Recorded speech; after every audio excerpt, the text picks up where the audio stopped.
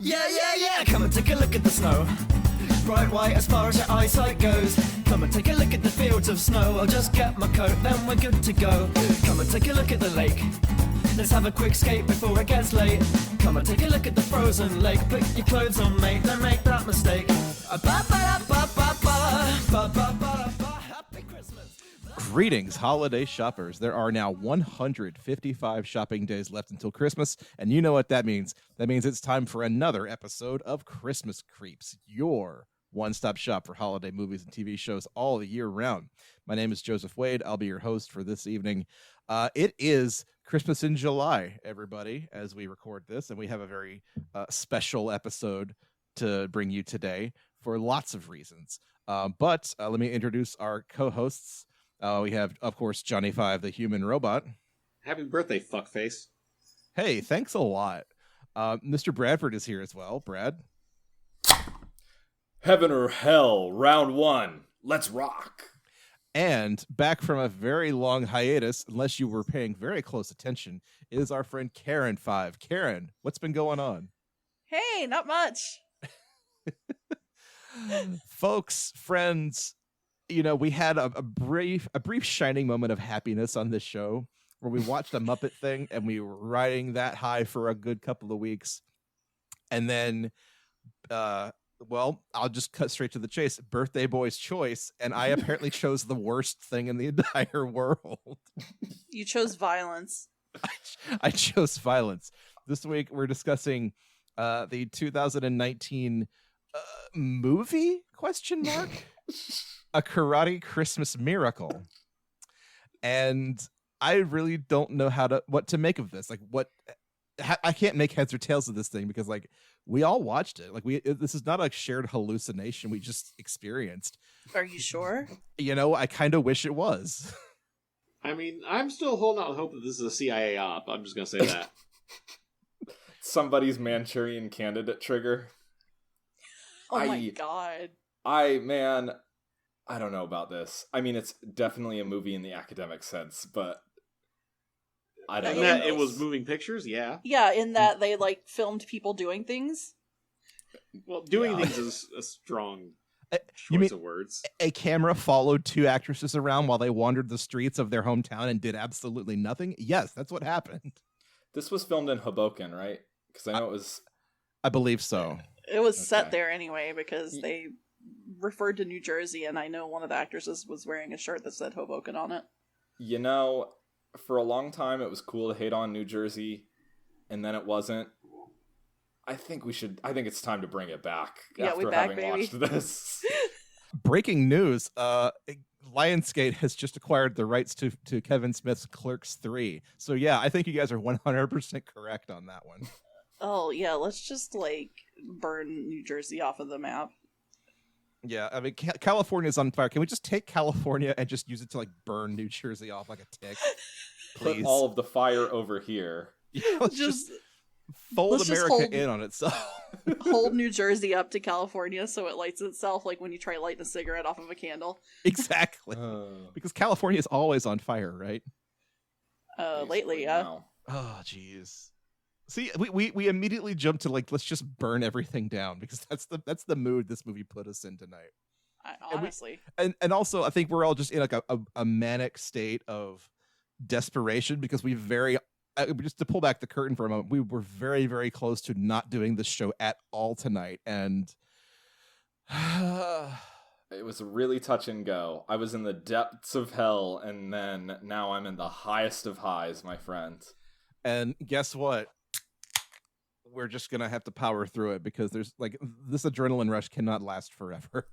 Can check. Ride the fucking lightning. Silver bullet, baby. No, I'm drinking a Kona Brewing Longboard Island Lager. This is your Joey Wade approved summer drinking beer. Nice. I bought a giant case of this, and it's been doing me right all summer long. Very nice. Anybody else? Yeah, I haven't drunk anything in months, to be honest, but I'm breaking that fast since I don't have my intoxicant of choice, and just drinking some straight Tanqueray gin. As Brad said before the show, any port in a storm, right? Yeah. Especially when it comes to this. Oh, Any yeah. gin in a storm, even. Yeah. I mean, port, sherry, gin, who cares? It's all booze.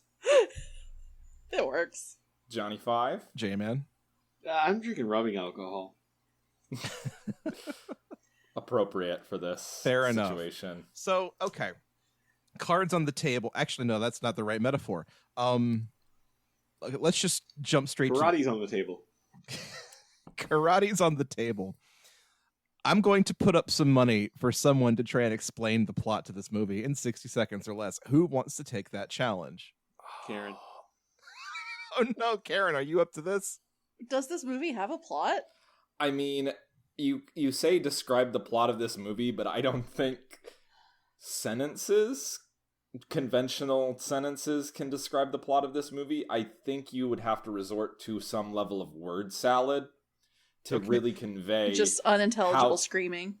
How this movie conveys its plot. There is a bare plot here, but there's a lot of loose ends, and she would do a good job. Well then, yeah, let's get Karen in the hot seat here to explain the plot of a Karate Christmas Miracle in 60 seconds or less. I'm back, baby. Any time left on the clock, I will donate that dollar amount to a local charity of your choice. All right, I got my stopwatch here. I'm ready to go. Okay. All right. 3, 2, 1, go. Okay, so this movie starts. There's a young mother who has a 10-year-old son. He loves karate. His name is Jesse, I think. I don't know, it starts with a J. Her name's Abby. She works a lot. Her husband, quote, disappeared after a movie theater shooting that's totally not the Aurora shooting in Colorado.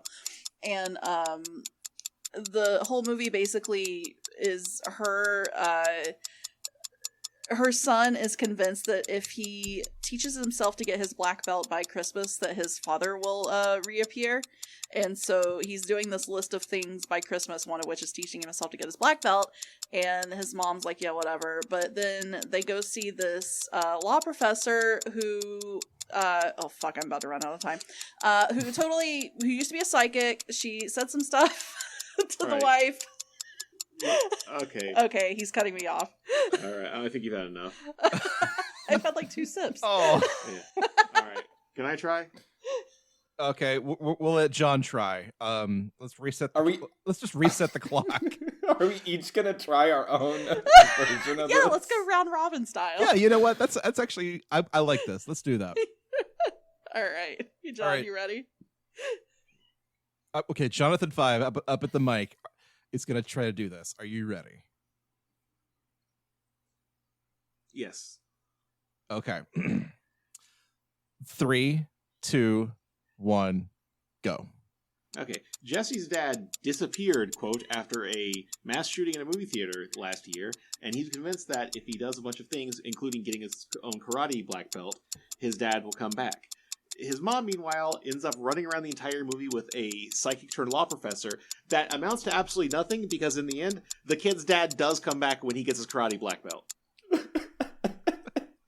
Okay. Perfect. That's 24 seconds. You nailed it. I don't think I can do any better than that because John kind of nailed it. Yeah. I tried to get too much detail in there, unfortunately. Yeah, I realized this is just Big Lebowski where it's like, none of this fucking matters. Like, they could have sat at home and the plot would have unfolded the same way. Don't you fucking dare. Don't impugn my favorite fucking movie like that.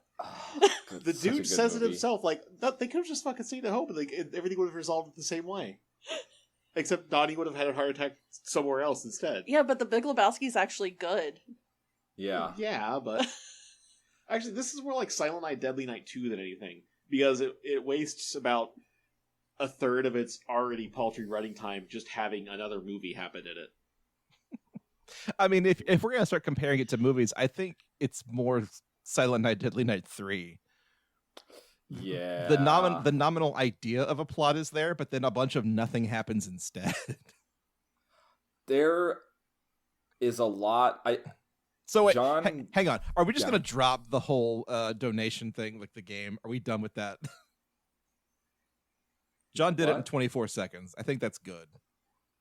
Yeah. He put it as succinctly as you could, I think. Yeah, in 24 seconds. So I think that means $36 is going to go somewhere good. So, dear listener, I must stress to you, even though John had a very good summary of this movie, there are so many loose ends and plots that go nowhere that he didn't touch. It's like a shag carpet at the end. There's no denouement whatsoever. Like I didn't mention Eric Roberts or Cobra Kai at all. For good reason. They're not even in this fucking movie. They're in the other movie that this movie recycles. Yes. True. Yeah. Yeah, it's friggin' buck wild. And then, yes, a good portion of this movie is spent with pointless dialogue between two characters that can't even be described as character development. It's just day-to-day stuff. It's nonsense. It's absolute nonsense. It's not slice of life. It's not setting anything up. It's not trying to set a mood, because it certainly doesn't do that. It's all filler. All filler, no killer. All filler, no killer. Exactly. Thank you. Anytime. Yeah. See, Karen, you just did it in 4 words. That's perfect. Oh, shit. That's got to be what, like a second and a half? Yeah, really. $59. Yeah, that's money in the bank, man. Okay. Hell yeah. So let's try to direct this conversation. Specifically, A Karate Christmas Miracle is a production from this wacko, insane film producer from New Jersey, which I feel like is very reductive, but so the guy this is like written, starring, directed, and catered by Kenneth Del Vecchio, which I've been told I'm pronouncing wrong. You pronounced it right that time. He very specifically did not direct it, though. Somebody else directed it. He apparently did everything else, though. Sorry, it's Kenneth Del Vecchio. Oh, fuck you. Because I don't respect him or any Italian American enough to pronounce his name correctly. John, don't be like that. Wrong. They can prove me wrong. But yeah, he is some crank who's ran for Congress a couple times. His platform is basically the Bible. He's that kind of guy. And guns. He's also made a bunch of like real sleaze movies. Like he was the producer of Alone in the Dark 2, the sequel to the Uwe Boll movie. Oh wow, I didn't even know that. I didn't either. You said sleaze, and I was like, not like the fun kind of sleaze. No, not like the fun kind of sleaze. No.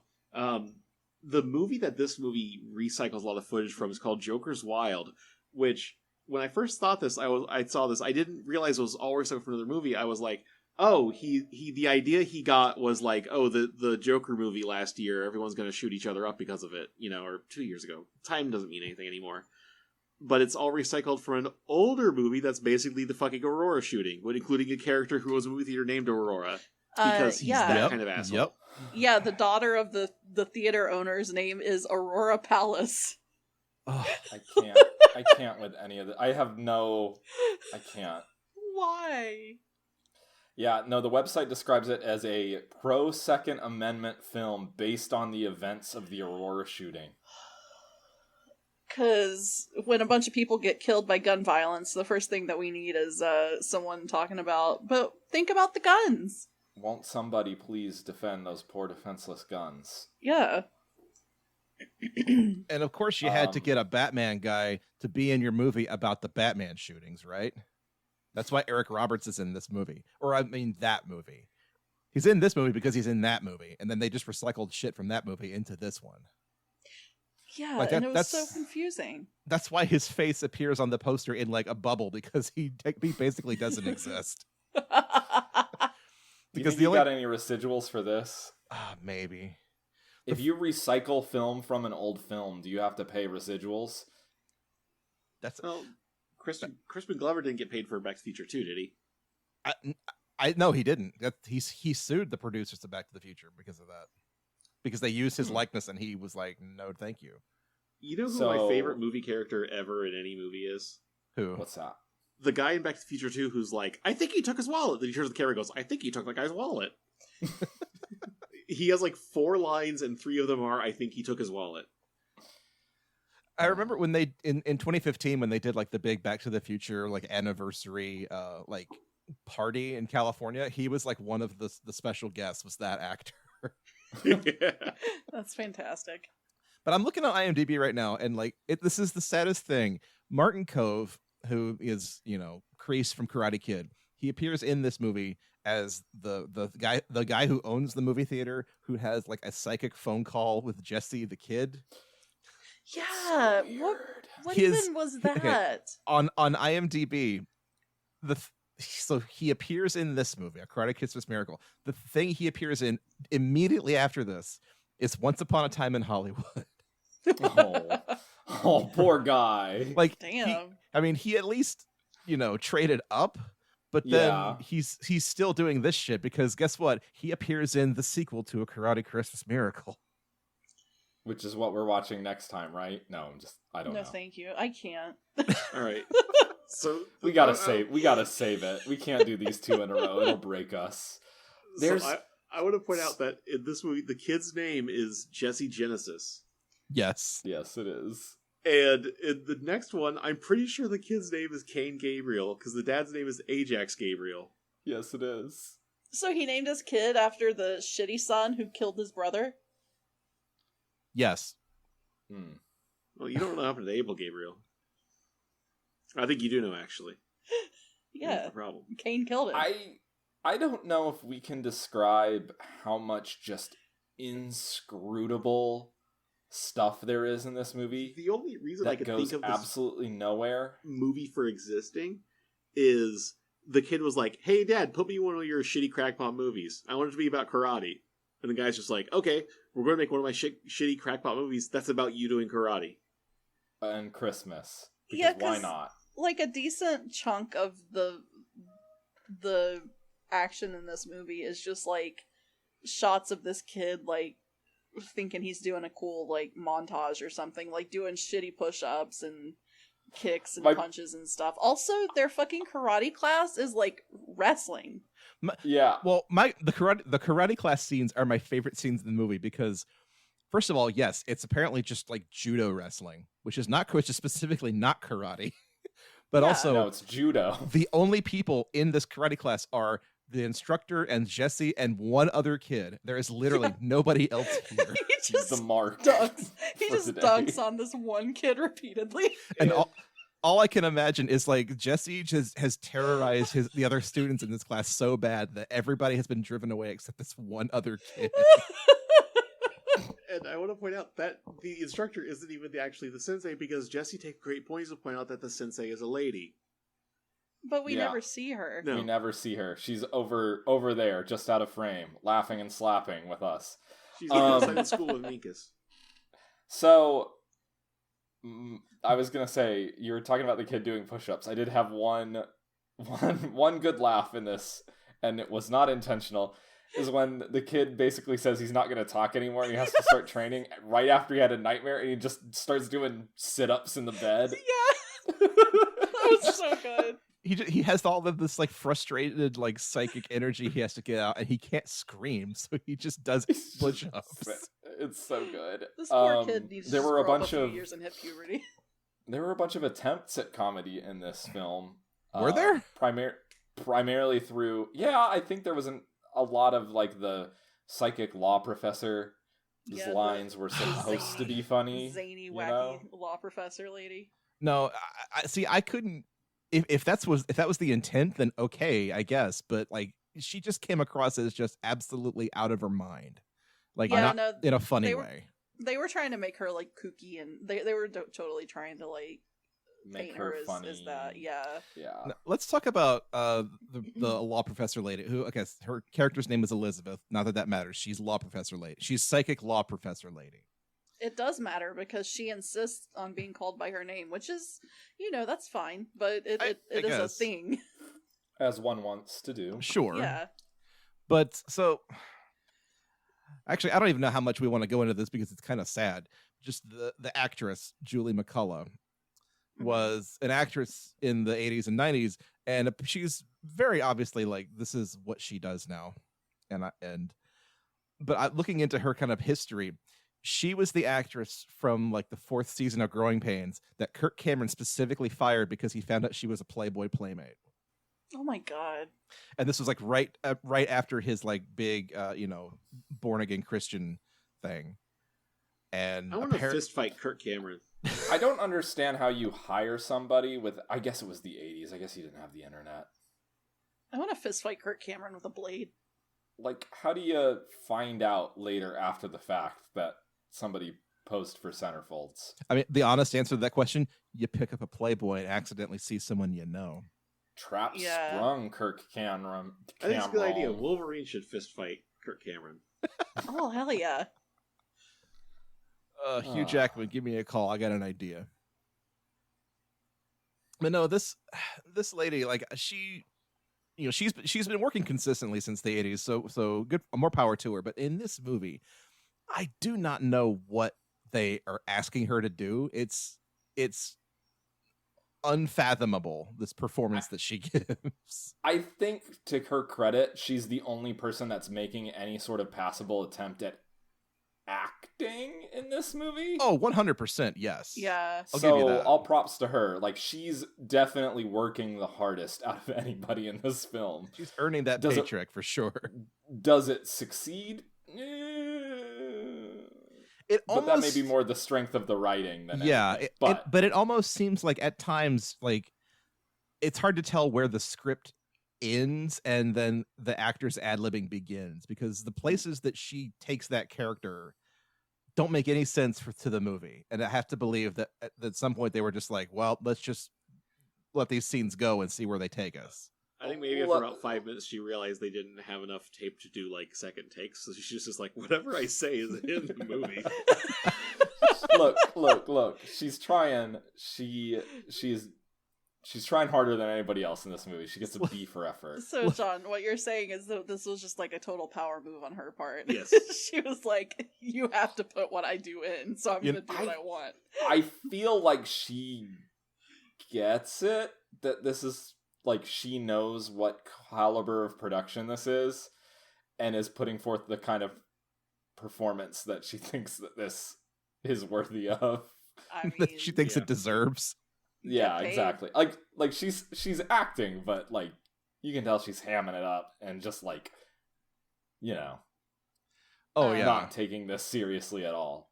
But now her whole thing in the movie is that like she's one of those psychics who can sense things from like objects. And so Jesse's mom comes to her during her class on Christmas Eve, I believe, and gives her a pocket knife that her husband used to own, and she like asks her to use her psychic powers on it. And she does this eventually, but she sees like the glimpses of this movie theater shooting. This other movie. Yeah, this other movie. She watches another movie in this movie. It's amazing. Yes. And from that, she gleans that. What does she glean from this? A whole lot of nothing. Something about the dad. Like the dad was at the shooting. She finds out the knife wasn't really his. He just accidentally had it on him. From teaching a self-defense class, right? Yes, because it was like basically, I guess, hopefully it's like a or not a butterfly knife. Or yeah, it's like that, like a kind of knife that opens up. Yeah. It's like a camping knife. Yeah, exactly. Hopefully it was closed when he was doing this, but yeah, he would use it as a prop, like in a ladies' self-defense class at the karate place. Because, spoiler alert, the dad's a black belt too, and the mom doesn't know. Yeah, they spend a lot of the movie, the mom and the psychic, of going around seeing all of the ways in which Bob is just the bestest, coolest, nicest guy ever. Like, oh, Bob used to volunteer at this dinner for the needy. Oh, he used to teach a lady self-defense course. How could he be a bad guy then? He and the actor who play him must be the best guys ever. Yeah. But, yeah, that's what she got off of the knife, basically, was that he didn't use it in self-defense. He didn't even realize he had it. It probably fell out of his pocket in the alley behind the theater, because that's where it was found. I just say, it's ridiculous how much this movie plays up the fact that, like, what's her name? We have an Isabel cameo. Sorry. No. Oh, what's the character's name? Elizabeth. Is it Abby? Abby. The mom. Yeah, Okay. It's ridiculous how much they play up the fact Abby doesn't know anything about her husband. Like, if you have a roommate, you know more about them than Abby knew about her husband. It's ridiculous. Yeah, and they play her up as this like high-powered lawyer who does nothing but work at her law office. Marketer, excuse me. Yeah, she's in the marketing. Yeah, she markets viscous foods. Gravy, applesauce, the works. I guess I assumed she was a lawyer because she knew to go to a law professor for help. And that was the connection that my brain made. Her husband was a lawyer. Oh, okay. To be a lawyer. Okay. Yeah. Okay, well then that explains why she keeps talking about applesauce. Or no, she keeps... Whoa, no, God. You just thought they were just talking about applesauce in the law firm. Applesauce is the new Jell-O. No, yes, I genuinely was wondering, like, why is she talking about applesauce and why is she having a meeting with people about applesauce? I guess she's going to represent the applesauce company if they ever have to go to court. Hello, nice to meet you. represent- Abby Genesis, attorney at law, applesauce law. Semi-solid law. I practice in the field of semi-solid law. She won the case against Big Applesauce, and now Big Applesauce is paying for all these commercials to just talk about, like, applesauce gives you cancer. When I was in law school, I focused in petroleum jelly, but I've transitioned over to applesauce. I've gotten a lot of on-the-job experience here. I do dabble in gravy a bit too, though. In AJ Schmuckham's attorney at law. Yes, I have Supreme Court experience. I was one of the assistants in Marbury v. Mott.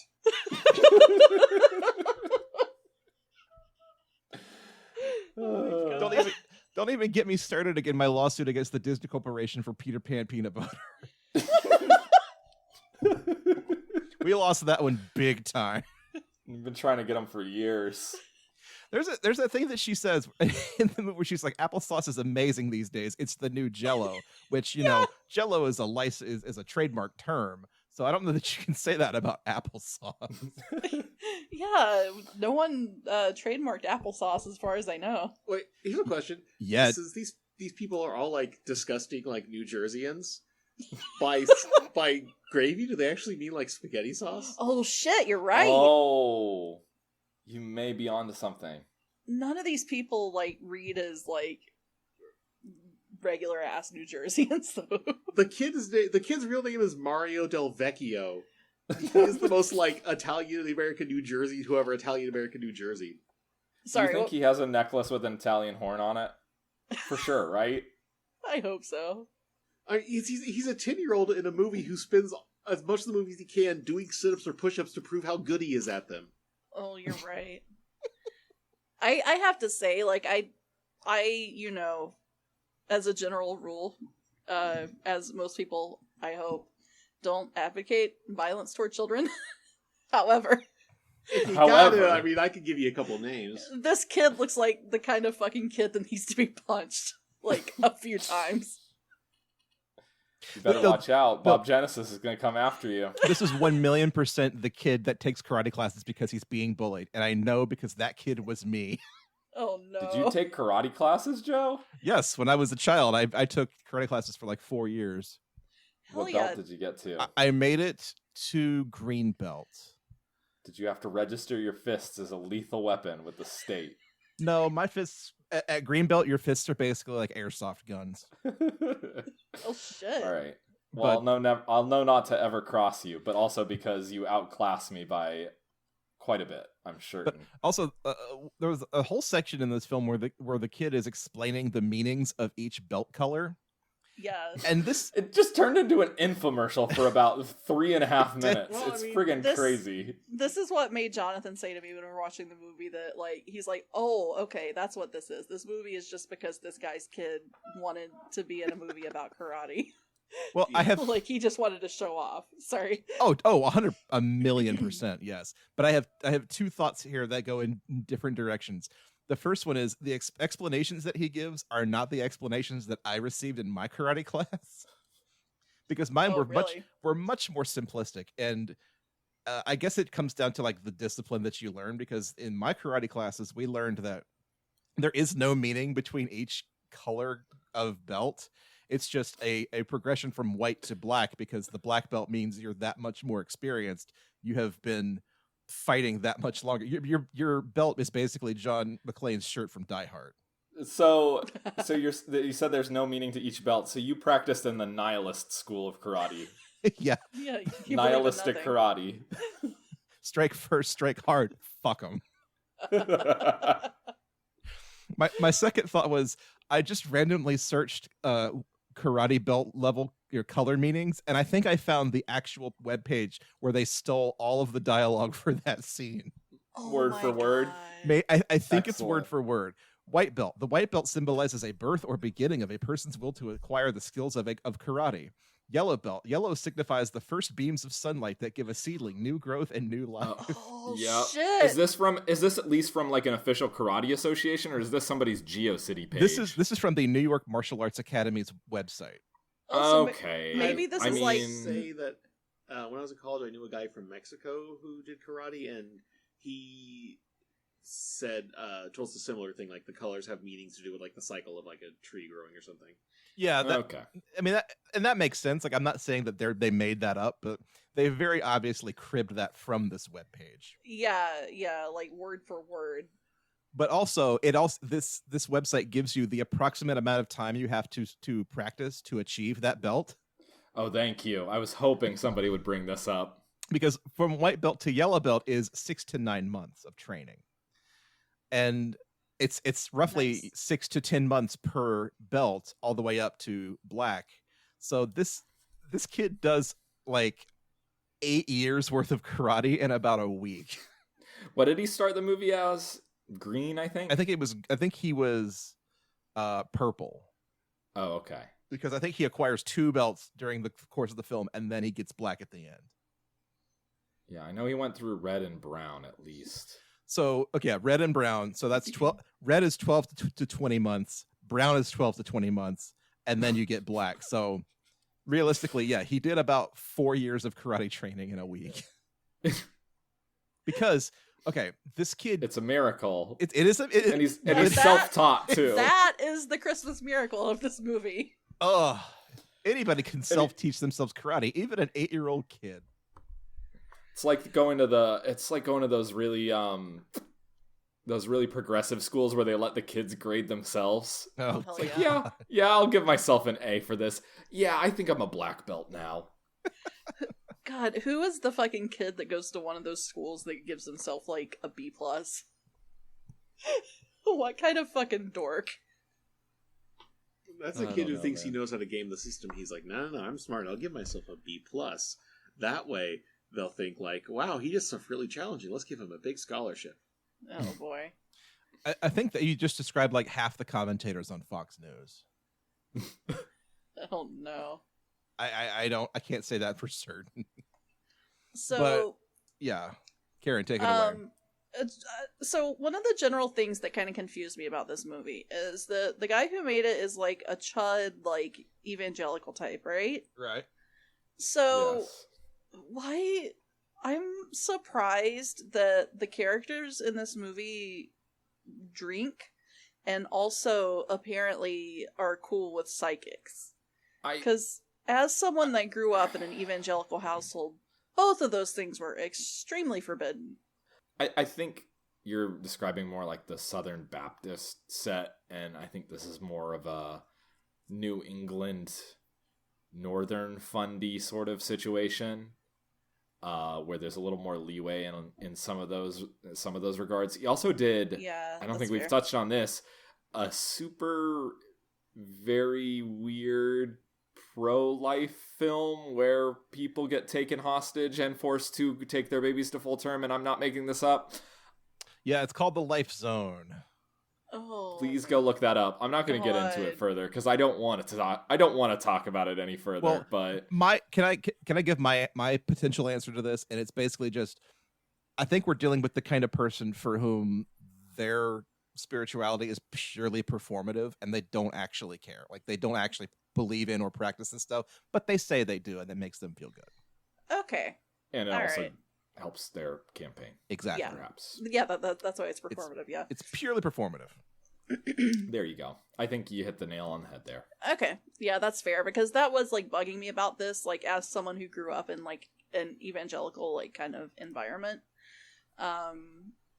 in an area where a lot of people are kind of the same way about shit like that. I was like, man, this is not relatable for my weird past shit at all. Yeah, if God was here to tell you your face, man, you're some kind of sinner. Thank you. Oh man. No, trust me, there are many different flavors of. Oh, absolutely. Yeah, definitely. Yeah. So then I guess that brings up the next question then. Why make this a Christmas movie? I have no Because idea, then my you can dude. put Christmas in the title. Gotta make that bank. I think this is what was that? Anna and the Apocalypse. It strikes me as very much like an Anna and the Apocalypse move, where it's like, well, we could just make this a normal movie about this, but if we add Christmas to the title and make it set at Christmas, maybe it'll catch on as a Christmas movie. I mean, it's just the title has to have more words in it. You can't just have Christmas a Miracle. karate miracle. You can't have Karate Miracle. Karate It's kind of like a movie called Texas Massacre. Okay, whatever. A movie called Chainsaw Massacre. Again, like okay. Texas Chainsaw Massacre though. Okay, now we're talking. Now we got something going. What if they renamed the Karate Kid to a Karate Miracle? Oh God! And a kid from New Jersey beats up a bunch of black belts at karate after learning karate for a week. It's a karate miracle. A Karate Miracle. A kid from New Jersey beats up the Russian hockey team. All right. Wait, you talking about Micah Ruzioni? Yeah, he did that. I think now that we've brought up a karate miracle, I think we have to talk about the miracle. So we spend a good, what is it? There's only like 10 minutes left in this movie. We spend a good 80 minutes of this movie pulling at threads that go nowhere. There are scenes that are just absolutely irrelevant to the plot, end up being irrelevant to the plot. The kid has a conversation with the theater owner who's alive, but the kid's in a dream, and the theater owner's like, holed away somewhere in Belize or something. It's friggin' wild. It's a psychic phone call. It's buck wild is what it is. And we, Abby and psychic lawyer Esquire Elizabeth spend 60 minutes of this movie running around Hoboken to basically no effect. And at the end of the movie, with 5 minutes left, what happens? Somebody else want to describe this scene? Okay, they zag on you real hard a couple ways. Because first of all, they're running around and the movie's like totally setting you up for like, oh yeah, like... Abby accepts that her husband is dead, probably. Well, she thinks he's dead. Like, she's pretty sure he's dead. But then the lawyer's like, well, no, I'm having all these visions. And... and I'm seeing him here and I'm seeing him here. And so it's making the astute watcher be like, oh, okay, well, he's actually gonna be dead, but she's like seeing his like spirit in these places or something. Yeah. And they basically say that toward the end of the movie because the device is that the lawyer stopped being a psychic and became a lawyer because she had a vision that her fiance was killed, or died. And so she broke up with him and like left him and like went and became a lawyer and tried to stop doing psychic shit. But then she and Abby are in a bar and lo and behold, she sees her supposedly dead fiance and she's like, well, fuck, that vision was wrong. So it turns out these other visions I'm having are clearly wrong as well. Sorry, your husband Bob Genesis is actually dead. And so at the end of the movie, they're like, all right, well, we're just going to have Christmas with, Abby's parents and with Jesse, and she invites the psychic lady over. And, we're just going to have a good heartwarming Christmas. We know he's actually dead now, but it's okay because she had this whole, like, self-discovery journey. Where she's like, oh, my husband was really super great, and I didn't appreciate it at the time, and now I'm going to appreciate my family. Right, and then... It's the moral of the story, and then... The last fucking scene in the movie, like, literally, like, less than the last 5 minutes, even. Fucking... Jesse gets his goddamn self self-proclaimed black belt by at home. At At home. home. He's like in the living room doing push-ups, and it's like, okay, great, you got enough XP. Yeah. You did enough push-ups. You're a You black did enough belt now. grinding. You did enough karate. You could have been doing the boss battles by like actually fighting against, like sparring with other karate students, but no, you decided to grind by just doing push-ups by yourself in the corner. Exactly. He's running around outside of Midial, getting that AP for his materia. Just go collect all the pine cones, and we'll come back to you later. Anyway, 15 boar asses. so yeah, literally the last scene, he gets his mom holds the board for him to like break with his elbow, and that's good enough for him to get his black belt. And like as soon as he gets it, you see like his mom is looking over his shoulder to like the sliding glass door in the living room, Which is open in the middle of December in New what the Jersey. fuck? Sorry. Are these people raised in a goddamn barn? But like, well, no, they're not actually, because Abby was fucking rich. That's also a point in the movie. But she's in a weird house. It's a weird house. It is a weird house. But yeah, Anyways. She's looking over his shoulder out the fucking sliding glass door, and who would appear but Mr. Bob Genesis himself? Just fucking walks in like nothing ever happened. Hey guys, what I miss?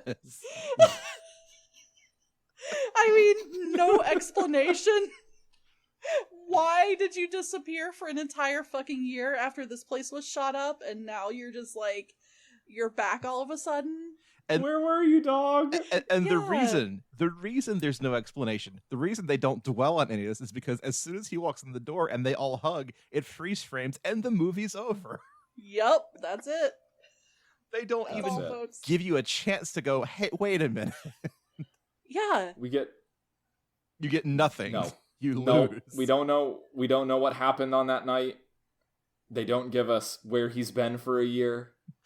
We don't know what happened on that night in that movie from 2 years ago. I mean, yeah. That movie that never existed. Also, so let's actually talk about that for a minute, though. Like, what the fuck? Apparently, he was at this movie theater to talk to people about the Second Amendment. There was Like a there's meeting? like the most we get about this event is that it's the theater owner's daughter's birthday, right? Right. Okay, yeah, Aurora Palace. And so there we get a couple of scenes where like her dad, she's alone in the theater and her dad gifts her the theater. Yeah. That's what we're going to call that event -1. And then apparently event 1 is a horror movie, right? Right. Yes. Horror movie. I'm writing this down because otherwise I'm not going to remember. And then event 2 is like a debate club about the Second Amendment on her birthday, Okay. which is just inscrutable. And then the third event, I think, was supposed to be a party where everybody's in clown makeup, is what they had described it. Okay. And that's all we get about this. That whole fucking thing, that whole line is so confusing. Like, it makes no sense. And we're led to believe that what this all led to was like a massacre in the movie theater, right? Like that's what we're supposed to think happened, and not just dad just disappeared because he went to a Second Amendment conference. Dad went out to buy a gun. He went out for smoke and a gun and never came back. He just appeared in a hotel lobby in Buenos Aires. I paused the movie and the newspaper clippings say they like theorized that he was taken hostage by the shooter and disappeared because they never found the body. Okay. And then there were like some people that were theorizing that he was actually in on it and like getting away with the shooter. Right. I mean, And that's as much as we get for that. I would go with that second theory because he did just disappear for a fucking year, but apparently has been fine. I know. Going around town. And then there's like a weird third plot thread that they add in where like the guy in the clown mask that shot up the place is also the security guard for the theater, but he's also the security guard for the Some kids' other place. school. Oh, yeah. It's just it's a very odd choice from a lot of angles. Yeah. And then we get into the like there's a bunch of scenes that they cut to where like, is it the theater owner that's talking on the screen about all of this inscrutable stuff that never really goes? It's like all that's Eric circular. No, that's Eric Roberts. He's So who it's is a different guy. supposedly the perpetrator of all this. Okay. Yeah, the theater owner has like facial hair. Okay. Yeah, the theater owner is Karate Kid Man. No, it's he's up on screen and he's like talking about like society, but he's having like a dissociative episode and like doesn't make any sense, and I don't think that that's an intentional So what was the Joker? thing. We live in a society. I don't think that was intentional on anybody who worked on this film's part. I think it makes a lot more sense that it's from the other movie and just taken completely out of context. But I think I'm giving the filmmakers too much credit for doing that because, you know, it's a dream. It's supposed to be inscrutable, but still. It could be both. I don't know, man. And also just to make things like even more inscrutable, like I'm looking at the cast list on IMDb. So they get the theater owner, who is played by Martin Kove, and his daughter Aurora, who is not in the cast list for Karate Christmas Miracle, but she is in the cast list for Joker's Wild as Aurora. So they very obviously just took those scenes from that movie and put them in this movie. She has some pretty solid screen time in this movie, and she like has like fucking tears and shit. I mean, she did a little bit of work. Like, they should credit her. That's 100%. Like y'all said it before. That's 100% a Silent Night, Deadly Night 2 kind of move. Just like, what the fuck? Let's just use half of that movie for this one. Why not? We got 80 minutes to fill. Yeah. So, long story short, no. I had so I'm sorry. Go ahead. No, go ahead. No, mine's going nowhere. Yeah, just like all of these plot threads in this movie. Okay, is what I'm I was looking at the poster, and it says it could only happen at Christmas. That's the tagline for the movie. And no, this really could happen at any moment, at any time of the year.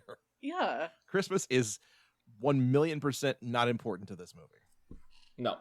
We have a Christmas tree. There's a bunch of really forced Christmas decorations. I'm pretty sure this movie was like filmed in one of those houses you could rent out to do porn. Yes. Oh yeah. Yes, it is. Oh yeah. Yeah. Because like weird. Yeah, the office is like a bookshelf that's empty because all that's on those Christmas decorations was they put up, a couch and a desk that's also empty except for the one picture that they put up. And it's facing a blank wall, and it has a headshot of of Bob Genesis. But it's probably his fucking like half of the rooms in this movie could end up in the Liminal States friggin' Twitter account. But then you know absolutely beyond a shadow of a doubt this house is owned by the producer, by Bob Genesis himself. Like this is his and he house. also rents it out to do porn. Yeah, of course. But like, let's make no mistake here. They cut as many corners as they could. Yeah. Up to and including. Speaking of which, filming it in my house. I don't care. The budget of this film. Oh god. Does anybody? Joe and I know it already. John and Karen, did you look this up? Do you want to hazard a guess at the budget of this film? God, I have no fucking idea. Budget? It was $1.5 million, wasn't it? Oh, you looked it up. Oh, I didn't know. Oh. Yeah. That's correct. It was $1.5 million dollary dues. I mean, that's nowadays that's a pretty low budget for a film, but like, couldn't you like make something better than what they did with that? And I think Joe has a handy list for us. I have a list of 10 films that are cheaper and better than this movie. But also, I just want to point out, I was going to theorize that maybe a lot of that money went to Eric Roberts and Martin Kove. I also think a lot of this money probably was written off for tax purposes, business expenses. Oh, you know that's true. Absolutely. Abso-friggin-lutely. But my theory that most of the money went to Martin Kove and Eric Roberts went out the window when tonight I looked them both up on Cameo, and you can get both of them together for $350. Wait, like together? No, one of Eric Roberts, his asking fee is $105, and Martin Kove's is $245. Do you think they both live in LA? Do you think we could get them to actually get together? What do you think the fee would be for that? I'm going to hazard a guess and say $500 just for like Uber fees alone. Yeah. Okay. We could probably do that. Anyway, so Yeah, here are some films that were cheaper to produce than A Karate Christmas Miracle, and are arguably much better than than anything in this film. Number 10. This is from Screen Rant, by the way. So whatever. It's Screen Rant kind of blows, but anyway, the Blair Witch Project cost anywhere from $60,000 to $750,000. That's quite a range. That's quite a range. Yeah. Swingers cost $200,000. Mostly, again, like this film, like Jon Favreau shot that movie in his apartment using his own car and paid himself nothing. Yeah. Clerks cost $27,000. Dear God. Yeah, I mean, that makes sense, though, but Jesus. Yeah, like Kevin Smith basically maxed out like a dozen credit cards to make that movie. Yeah, he made that movie on a fucking shoestring. The Texas Chainsaw Massacre cost $90,000. Oh, hey, it's our friend Chainsaw Massacre again. Yeah. Halloween, speaking of horror movies, cost $300,000. These are all old movies, so they can get away with costing nothing. Mad Max cost $400,000. I mean, even adjusted for inflation, I think these should probably eke in under 1.5 mil. I think so. Maybe. Yeah. Yeah. Well, here's a more recent one. Napoleon Dynamite, $400,000. Oh my God. And John or Joe and I were talking. I think half of that probably went to licensing Jamiroquai. Yeah. Yeah. But even still, like you look at Napoleon Dynamite and it looks like a real movie. Like they actually shot it on film. They did all the stuff that a real movie would do. This movie they just clearly got a digital camera and followed two actresses around a college campus for an hour. I mean, fucking indie films do it all the time. Like, you know, or indie filmmakers, they make good movies that, maybe are like not super high budget, but if you're good enough at what you do, you can stretch that money, you know? Oh yeah. But like it's been said before, but I'll say it again, like the great thing about digital cameras is that anyone can make a movie, but the worst thing about digital cameras is that anyone can make a movie. Yeah. Yeah. And this was definitely shot on like some like crappy digital camera. Like you can tell everything's just a little too bright, a little too clean. Yeah. Clear. Yeah. It's very flat. It's very just standard. Like nothing about it looks like a movie. It's just it's almost like just like home movie. Exactly. It's home movies from a person with a very expensive camera. It's time to pay the price. I'd rather just watch home movies, the show. Oh yeah. Like, who wouldn't, really? Than this. One other thing I wanted to say about this shitty movie is that I think there was like maybe one POC in the whole movie. The guy at the diner. And he was just like a fucking asshole. So like the one non-white person in the movie is an asshole, and then or he was like just being a dick, like joking around with the lady. And also the law professor, apparently it was very important for her to be on like fucking like Zoom or something on her laptop to tell these people in an island off of India how the law works. No. It's worse than that. It's so much worse than that. Yeah. This is the, I mean, it's supposed to be a joke and it's so bad. It's so fucking bad when your movie is just like, I mean, we're all fucking white people and we can't help that. But what we can help is not doing like shitty stuff that like shitty bad take jokes. You know what I mean? What is it? What is the name of the island? North Sentinel Island. Yes. North Sentinel Island basically has one of the last like no contact native groups in the entire world. Yeah. They're very hostile to outsiders, and appropriately the government that sort of maintains the area around that island or claims sovereignty for it says nobody go there, just leave them alone, just let them do whatever they want, you know? Yeah. Any attempts to contact them over the past 50 years has resulted in the deaths of the people that go there. They're very secluded. And so they have this, but the movie does like a really weird thing where they're showing the footage of like the last contact of them where they're like flipping out, maybe rightfully so. That's what that was? Oh my shooting God. Arrows at the expedition that got too close. That's what that footage is. Yeah, I assumed it was drone Oh, footage. No. Oh no! I don't think it's drone footage. I think it's earlier than that. I think it was in the aughts. But Well, considering how much drone footage is in this movie, like, oh, the big stylistic choice of this movie is, oh, they bought a drone because they use it fucking no. constantly. This is something they found on YouTube for Okay, sure. that's fine. And ripped it, But just put it on her laptop. But anyway, what's the professor doing over Zoom? She's teaching them law. It's like, But then they do this awful thing where they're like like she asks like, "What's your Christmas plans?" And then they like reply and like they just do like a computer gibberish language. Oh, it's so bad. It's very like, very poor taste. and it's like, hey, bitch, like they probably got their own fucking law anyway. Like we don't need to tell them about our we don't need to make other people try to live the way we fucking Like, live. I mean, I think it's tried to play as a joke and it's just not funny. It is a bad, extremely tasteless joke. Oh yeah, it's Fox News funny, which is code for it's not funny at all. It's what's his face, the Mike Huckabee show. It's like a skit from the Mike Huckabee show. The only thing I really know about Mike Huckabee show is that I have seen it this is years ago, but I remember seeing it on once, like at my parents' house, because my dad watches Fox News, and I just remember like at the end of the show that like he just gets a fucking guitar or some shit, and they just started like jamming, like there's just a band. Oh great! It's like Good. this show is clearly just Mike Huckabee's vehicle to like pretend like he's a fucking rock star or something. Like he thinks he's so badass. Oh, of course. Yeah, the only thing I know about it is some Twitch streamers I used to follow would stream it and do the reactions against it, and they called it Huck Watch. It's fantastic. It's pretty much the only way that was watchable. Yo, but anyhow, let's try to wrap this up. So I think we've talked it out enough.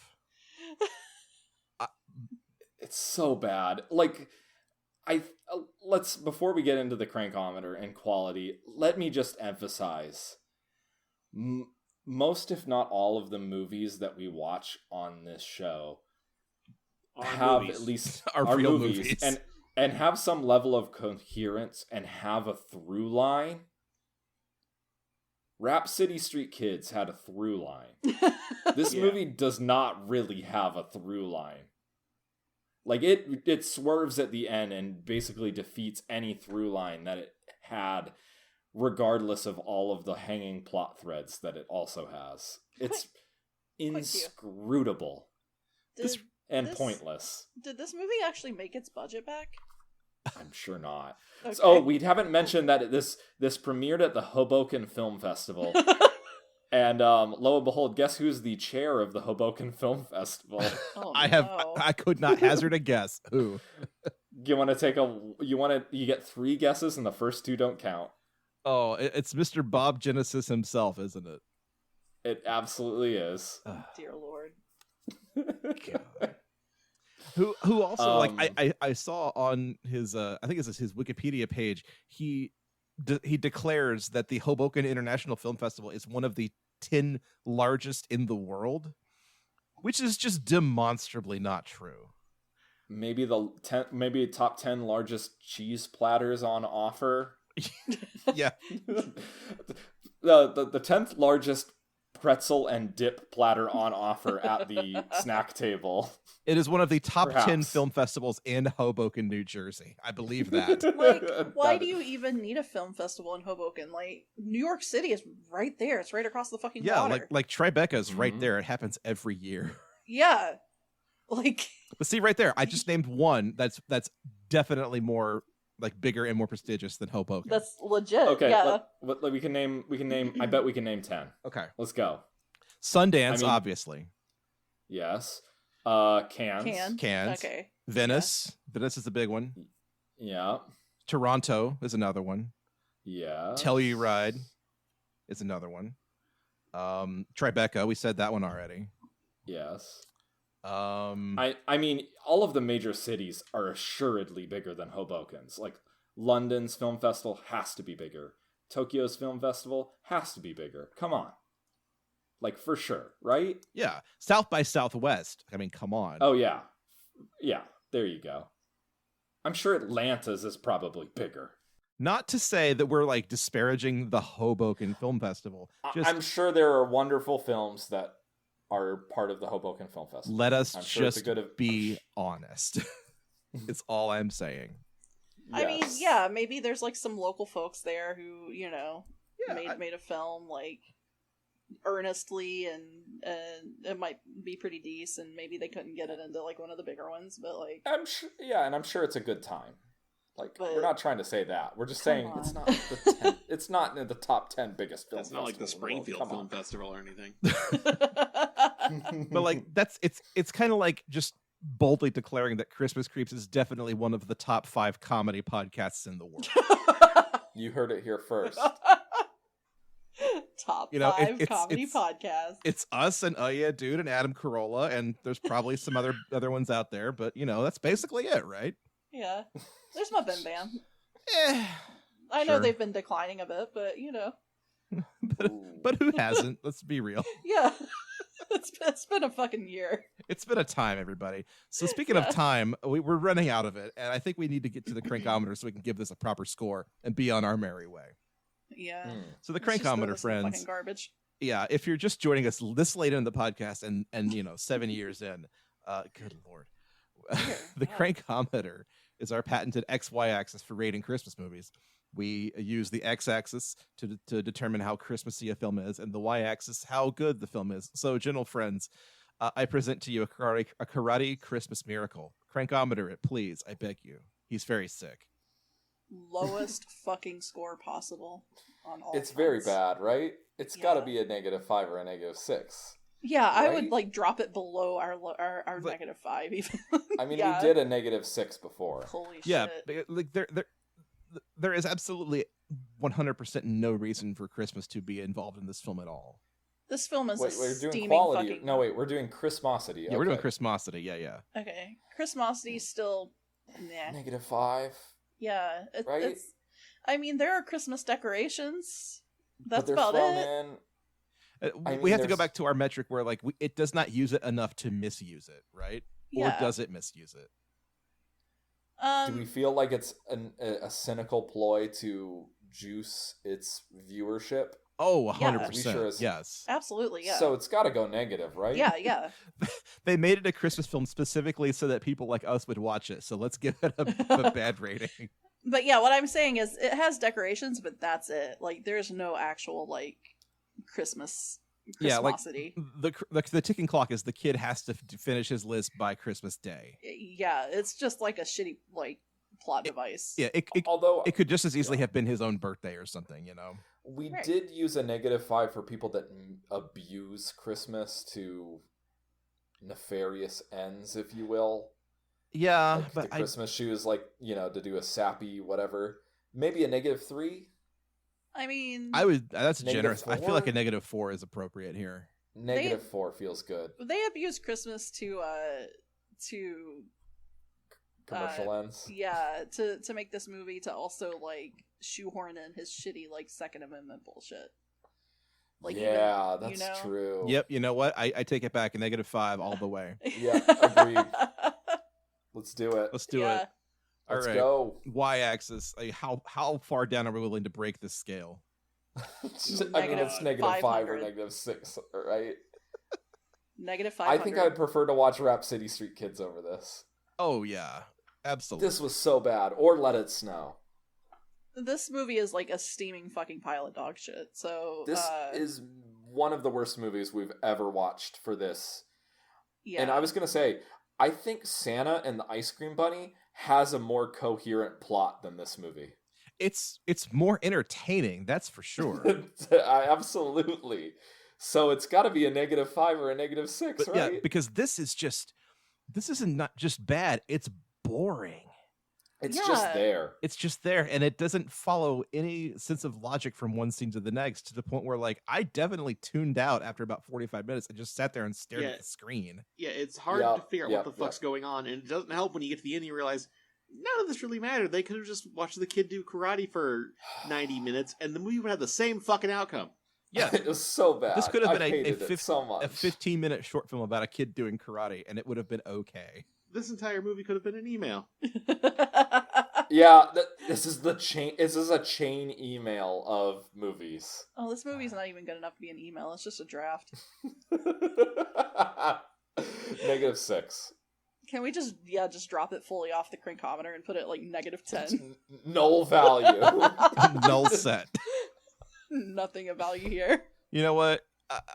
I feel like I'm feeling generous. I'm just gonna say a -5. Let's just make it easy on ourselves. Yeah, that's fair. Fine. Make and it easy. makes it easier for Booker. To Yeah, make exactly. the chart. This is the That's your perfect Christmas storm. and July present, Booker, is we didn't make it annoying for you this month. Merry Christmas in July, Booker. We hope you're still out there and we love you. But yeah, this is the perfect storm of everything we hate, and I think a -5 is appropriate. Yeah. So we went from the heights of heaven to the depths of hell in one episode. Between one episode, didn't we? What a fucking ride. Yeah, I mean,